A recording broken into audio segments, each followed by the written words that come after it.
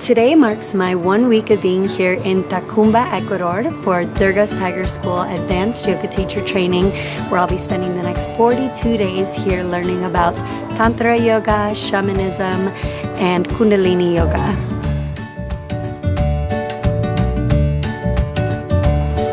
This first week, I really jumped into the program as somewhat of an observer. The program had already been going for a while for the group of 200-hour students, and I just kind of dived into the program, to the classes, to the workshops that were set up, and we had jam-packed days full of so many exciting things.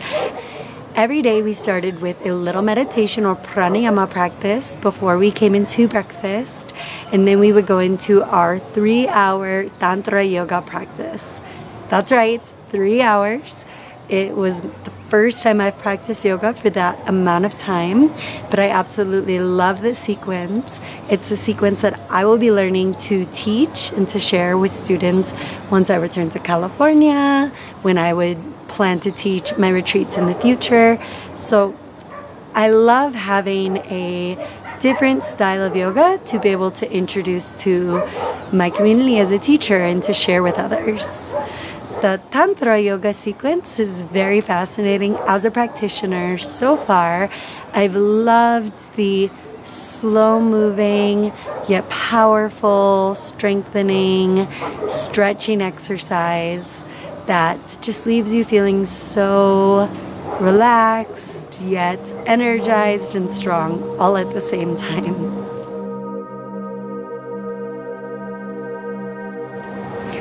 It's a 2.5 to 3 hour practice that begins with about 45 minutes of standing heating posture, so like your warrior, reverse warrior, extended side angle, things that are going to start bringing that prana and energy into your practice. And then the next hour and a half is a shavasana sequence. So you're mixing between restorative, grounding poses and your shavasana pose. So if you love shavasana, you will love that part of the flow.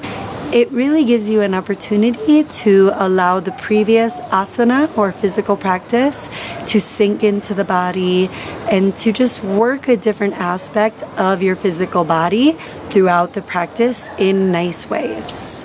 To be able to come to shavasana, move into another pose, and then come back to shavasana is like heaven to me. And then the final aspect of the sequence is a makrasana or crocodile pose sequence.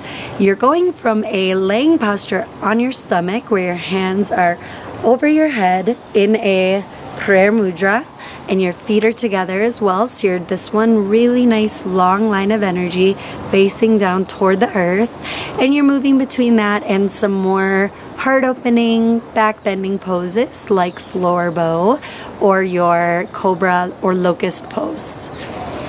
And that's the sequence that I'll be learning to teach. So for the first week, I really just practiced.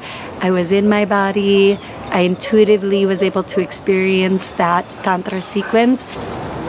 In addition to practicing and learning the Tantra sequence, I also was exposed to some shamanism and some shaman workshops, as well as a really intensely amazing Kundalini solar plexus class.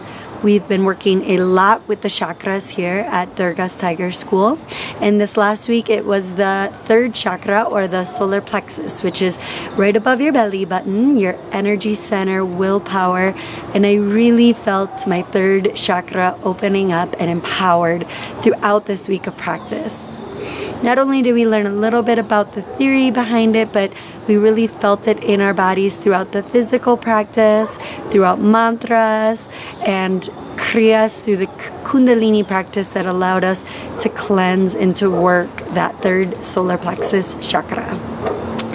And oh boy, was I sore after the physical aspect of the Kundalini class. We were doing leg raises and all sorts of core work that really worked that center line, that really challenged our willpower. There were times where I didn't think I would keep going, but I somehow did. I ended the class completely covered in sweat, but it was the most amazing and empowering class. And that's what I love most about Kundalini. I'm challenged so much physically, mentally, spiritually, and I just leave feeling so recharged and refreshed and with a completely new perspective. And part of the program that's also really interesting is karma yoga. So action and taking action. And all of the people who are here as part of the program are given different tasks here at the center at Casa Kiliku, the home that we're staying in on the property here in the intensive yoga teacher training. And this week I had the fun job of being on dinner cleanup. So you're given that one role, and all week that's your responsibility with maybe one or two other people. And it's a really interesting thing to be helping to take care of the other people here at the center, and at the same time for other things like lights being turned on or breakfast being cleaned up or served. You're counting on other people in the house and in the training as well. I think this aspect of the program and the training has really helped to bring me closer together with the other people that are here as part of the teacher training, and to learn how to work as a community and to work with one another and to take responsibility for yourself, and to know, well, if I'm not doing that task that I was assigned, someone else in the community is going to have, and no one likes doing double the work. So it's really gotten us to work together as a community in a fluid way, and to get to know the other people here in the training in a really interesting and great way. And finally, we had the most amazing day yesterday. Our weekends are free, so we can spend Saturday and Sunday however we would like. We have no classes on those days. And we had this incredible horse riding experience. I really wasn't sure what I would be doing in my free time here, exploring Ecuador, the region, or any of that. But one of the teachers here in the program knew a family who does these horse riding experiences called La Herradura.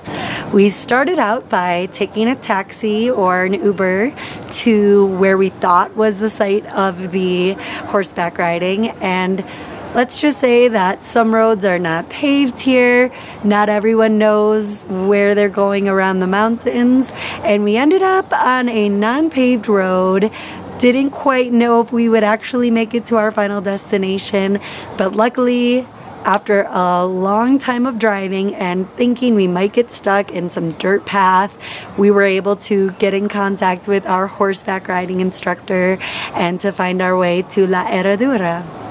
And it was so worth the journey. We arrived and it was just situated in this lush valley by nothing else. It was just this family's home and ranch in the middle of this valley, surrounded by mountainous cliffs and green wildlife as far as you could see, birds chirping, and then the family just had all of these beautiful animals on their property that they care for, from chickens to dogs to a llama to cows, and then of course their beautiful majestic horses.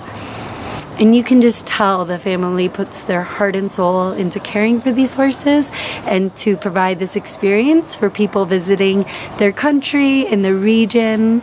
And it was just the absolutely most magical experience. We started out by learning how to bond with the horses. So one of the family members brought over this just gorgeous horse with this golden mane just glowing, and told us that the horse was actually in fact 8 months pregnant, and that it was good for the horse to be walking while it was pregnant. It's good on their bodies. And this horse was just a glowing mama to be, so happy, so stunning. And we started by touching the horse's heart and feeling the heartbeat. And then they allowed us to kind of drape ourselves over the horse's torso, connecting our heart to theirs. And then finally mounting the horse and then hugging it from the front and then laying on it on the back. Just really creating that bond, that secure relationship, letting the horse know, hey, we're here, we respect you, thank you for giving us this experience and for allowing us to share this little journey through the valley with you here on your property. Then we all got our own horses. Mine was Valentina, and we trotted along this flowing river through the valley that led to a waterfall, a few waterfalls actually. And at first, you know, I wanted to trust the horse, but of course I haven't ridden a horse for probably 10, 15 years. I don't remember the last time I rode a horse, probably when I was younger in Wisconsin. And we rode these horses, and you know, at first we're walking over rocks, and then we're going through the flowing river and crossing side to side. And oh my God, I was thinking, is this horse going to be able to stabilize through this flowing water and this muckiness and this mud? And the horse just moved so gracefully over everything it encountered. It might not have known if there was a branch overhead, so I learned quickly that was my own role, was to look at my surroundings and not to worry about what was on the ground. The horse had that covered, but to watch out if there was a twig or a tree, and that was my job. And to learn just to counterbalance with the horse. You know, they could balance themselves and adjust to the footing, and my role was to sort of feel that horse out, and when we were going uphill, to lean forward and learn how to use my own body weight with theirs so that we could traverse with ease through the valley. And finally, the horses led us to this beautiful watering hole at the base of a waterfall, and we tied the horses up and were able to enjoy this just gorgeous waterfall and even jump in the freezing cold water. I was so happy I brought my swimsuit for that part of the experience. Even in California, I'm not a huge fan of jumping in the ice cold ocean water because it's just so freezing and uncomfortable, and oh, the sand and the sun feel so good. I'm such a warm weather and warm girl, but I just knew I had to jump into this water that was flowing down from the waterfall, and that it had to be a part of my experience.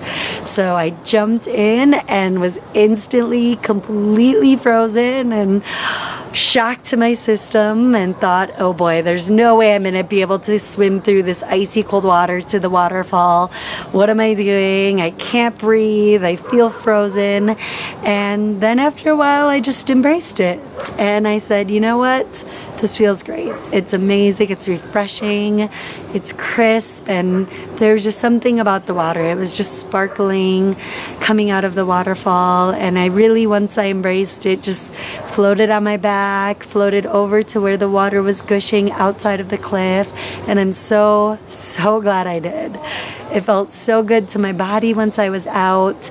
My heart was just pumping, and I really just felt like I got this surge of energy, prana, life force from that water, from that waterfall.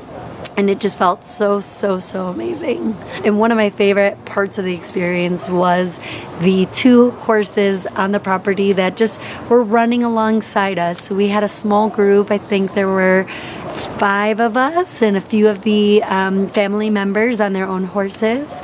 And then they just had 2 of their horses roaming the property. They were playing alongside us, galloping, finding their own paths through the trees, through the valley, through the river. And they just wanted to be a little part of our experience. But to see them just running on their own, not needing to be guided, not needing to be tied up, was the most refreshing thing. And it made me just feel so warm and loving toward those animals, that they get to have that experience, that they have these owners that allow them to roam the property, to eat whatever leaves they want, to find their own adventure and enjoy the day as they wish. It was just so wonderful.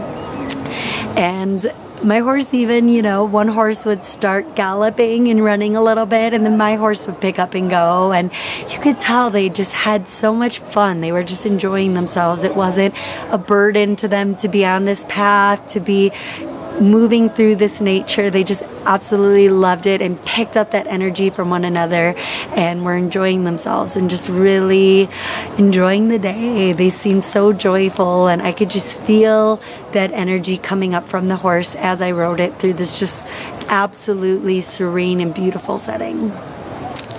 And that pretty much wrapped up my first week in Tumbaco as part of this program. I can't wait to share more with you along this beautiful and amazing journey here at Dargah's Tiger School. Thank you for joining me for another update, and I'll see you again soon.